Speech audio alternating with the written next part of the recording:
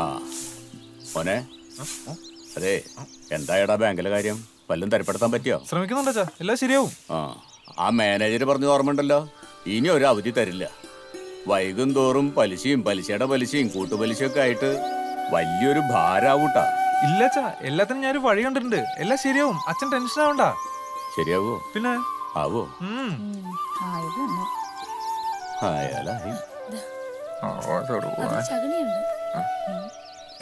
വല്ലതും നടക്കോ? നീ പോടി, നീ നോക്കിക്കോ, ഞാൻ നടത്തും. നടത്തി കണ്ടാ മതിയായിരുന്നു. 5, 10, 15, 20, 25, 26, 27, 28, 29 മൊത്തം 2900 രൂപ. 1, 2, 3, 4 400 രൂപയുണ്ട്. ഇതടക്കം 1600 രൂപ. ഓർമ്മയുണ്ടല്ലോ? മുതലാളി, വല്ലപ്പോഴെങ്കിലും വീട്ടിൽ കുറച്ച് അരിയും സാധനങ്ങളൊക്കെ മേടിച്ചു കൊടുത്തില്ലെങ്കിൽ അവിടുന്ന് ഭക്ഷണം കഴിക്കാൻ തോന്നൂല. അതെ, അങ്ങോട്ട് വല്ലതും തരണമെങ്കിൽ അതിനുള്ള ഇങ്ങോട്ടും കിട്ടണം. അവസ്ഥ അറിഞ്ഞു പെരുമാറുന്ന സുശ്രുത. മുതലാളിക്ക് ഇതില്ലെങ്കിലും വേറെ വരുമാന മാർഗം ഉണ്ടല്ലോ. നാട്ടുകാരുടെ ബ്രാക്ക് ഉണ്ടെങ്കിലും ആ പലിശപ്പണം മാസം മാസം കിട്ടുന്നില്ലേ? ആ ഒരൊറ്റ വരുമാനമുണ്ടാ ഞാൻ പിടിച്ചു വയ്ക്കുന്നത്. അതറിയോ? ആ വിഷയം എന്നോട് സംസാരിക്കുന്നത്. മുതലാളി, ഞാനൊരു കാര്യം പറഞ്ഞോട്ടെ. ഞങ്ങളുടെ വീട്ടിലെ ബാങ്ക് ലോണിന്റെ കാര്യം മുതലാളിക്ക് അറിയാലോ. അച്ഛനാണ് അതിന്റെ കാര്യത്തിൽ ആകെ ടെൻഷനില്ല.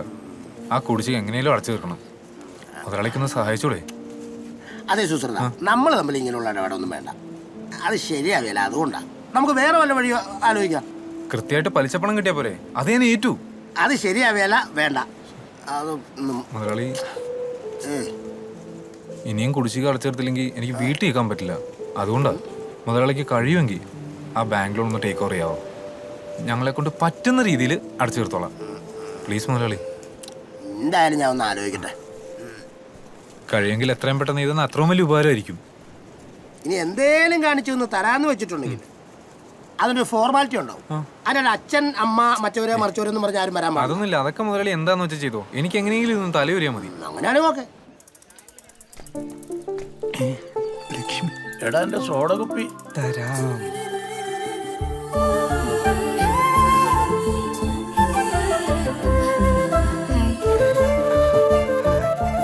അങ്ങനെ അത് കുപ്പിയിലായി. ചേട്ടന്റെ കുപ്പി.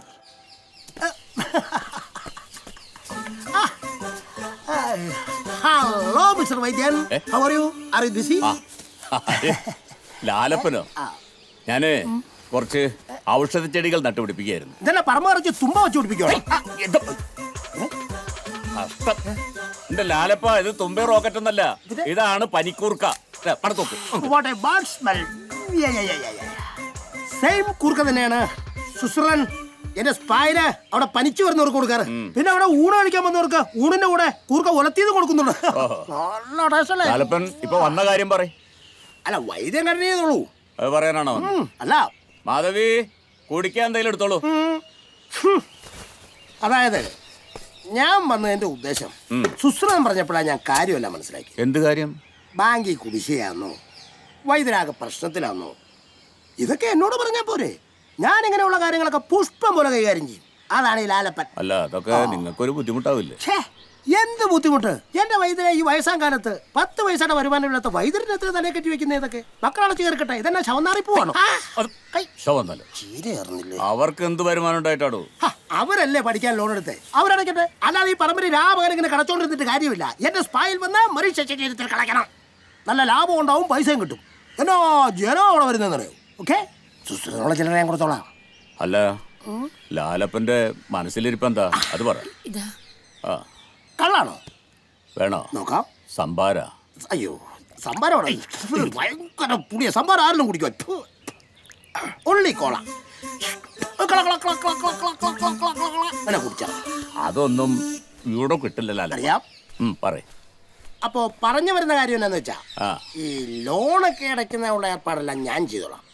മാസാമാസം മോനെ കൊണ്ട് ലോൺ അടപ്പിക്കുന്ന കാര്യം ഞാൻ ഏറ്റു. ആലോചിക്കുമ്പോ അതൊരു നല്ല കാര്യമാണ്. പക്ഷേ എന്തുറപ്പില്ല ലാലപ്പൻ ഇത്രയും വലിയൊരു തുക അവന് കൊടുക്കുക? അതിനെന്താ, ഈടായിട്ട് വൈദ്യൻ എനിക്ക് എന്തേലും തരും. ഈടോ? ഫോർ എക്സാമ്പിൾ, ഈ വീടിന്റെ ആധാരം ഒന്ന് വെച്ചോ. അപ്പോഴേ നമ്മുടെ ചെറുക്കനത് തിരിച്ചടയ്ക്കാനുള്ള ശുഷ്കാന്തി ഉണ്ടാവും.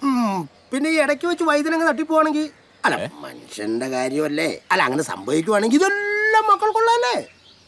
ആലോചിക്കേ. ശരിക്കും ആലോചിക്കും. നമ്മളല്ലേ കുറിപ്പ് അത് ആലോചിക്കാവുന്ന കാര്യമാണ്. ഉള്ളൂ. അത് ചൊറുതനാ. ചെറുതന കുഴപ്പമില്ല. ചൊറിയുന്നുണ്ടോ? ചെറുതന കുഴപ്പമില്ല. ചൊറിഞ്ഞാറായിട്ട് എന്റെ സ്പായിലെ പിള്ളേരുണ്ട്. എന്നാ പോയിരുന്നു ചൊറി. നല്ല നീർക്കെട്ടുണ്ട്.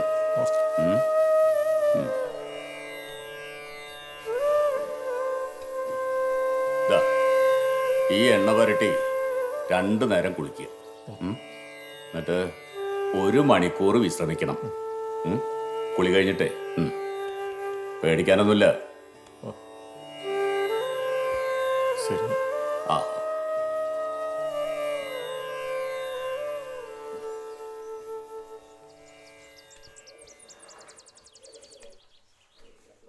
വൈദ്യരെ, ആ വാ. ഇനി 1-2 പേരും കൂടെ വരാനുണ്ട്.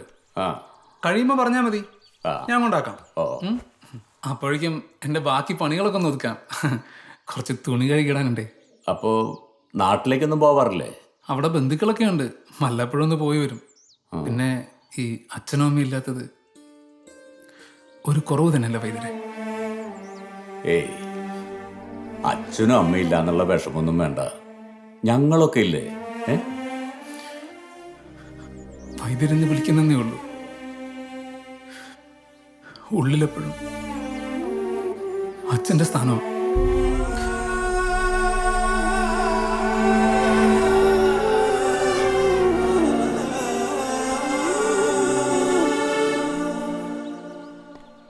എങ്ങനെയുണ്ടോ നമ്മുടെ പുതിയ ഡിസൈൻസ്?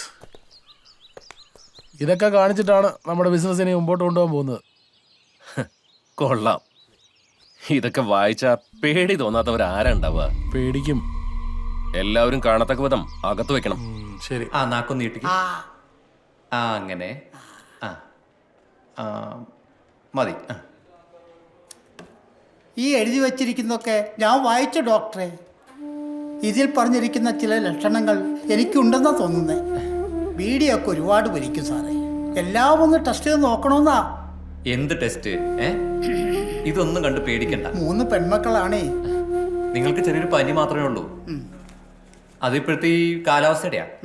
പേടിക്കണ്ട കേട്ടോ. ഞാൻ തരുന്ന ടാബ്ലറ്റ് ഒരാഴ്ചത്തേക്ക് കഴിച്ചാൽ മതി. ഓക്കെ? 2 ദിവസത്തേക്ക് തല നനയ്ക്കാനും പാടില്ല. വീട്ടിൽ പോയി നല്ലോണം ആവി പിടിക്കുക.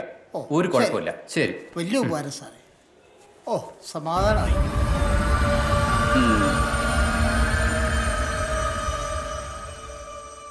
ഡോക്ടർ സാറേ, ഇരിക്കെ. അത് നന്നായി. ആവി പിടിച്ചാൽ മതിയല്ലോ. ഇവിടെ സ്റ്റീം മെഷീൻ ഉണ്ട്. അതെങ്കിലും ഇവിടുന്ന് പിടിക്കാൻ പറഞ്ഞിരുന്നെങ്കിലേ ആ കുറിപ്പടി എഴുതിയ മഷിയുടെ കാശെങ്കിലും എനിക്ക് മുതലായേനെ.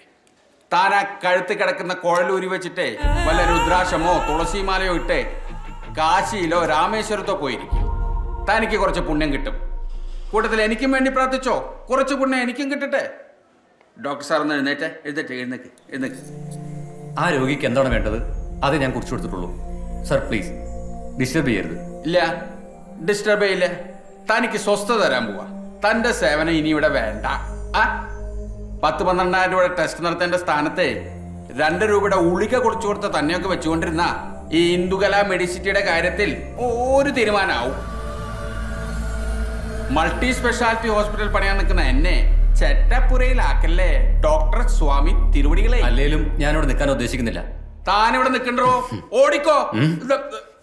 കളിക്കരുത് മോനെ. ശരത്തെ, പൈസ ഇല്ലാതെ ഇവന്റെ കാര്യം സെറ്റിലാക്കിക്കോ. 1 സെക്കൻഡ് പോലും നിൽക്കാൻ സമ്മതിക്കരുത്. Get out. Get out. നീ ഇത് കഴുത്തിലിട്ടോടെ മോനെ. ഒരു ഗമക്കിരിക്കട്ടെ. നമ്മുടെ ഹോസ്പിറ്റലല്ലേ. ഡോ മാനേജറെ, നീ ചെന്നിട്ട് ആ ബോർഡൊക്കെ ശരിക്കും വെക്ക്. നാട്ടുകാരൊക്കെ അത് കണ്ടിട്ട് പേടിക്കണം. എന്നാലേ നമുക്ക് മൾട്ടി സ്പെഷ്യാലിറ്റി ഹോസ്പിറ്റൽ പണിയാൻ പറ്റൂ.